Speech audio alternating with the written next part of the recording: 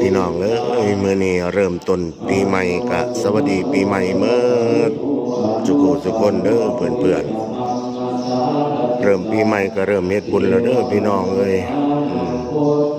ยิ้มแย้มแจ่มใสในวาระดีถีปีใหม่นี้ทำบุญตักบาตรเมื่อขึ้นปีใหม่นี่ละศาสนาพุทธเฮาทำบุญลอยมือเพิ่นว่าผมเป็นแต่ว่าลอยมือพี่น้องตื่นขึ้นมามื้อใดก็เฮ็ดบุญมื้อนั้นใส่บาตรจังมื้อเช้านี่ก็ถือว่าเฮ็ดบุญแล้วพี่น้องบ้านเฮามาเฮ็ดบุญหลายพี่น้อง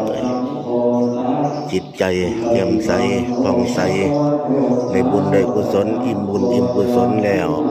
ก็ให้มีอายุมั่นขวัญยืนเด้ออยู่มีความสุขความเจริญทุกอย่าได้ให้อย่ามีสุขล้นเงินทองอย่าอึดอยากทุกอยากให้ไกลกำห่างนี้เด้อพี่น้องมาทุกคนเมื่อได้เห็นคลิปนี้แล้วก็ให้มีความสุขความเจริญนำกันเมื่อสุขคนสาธุ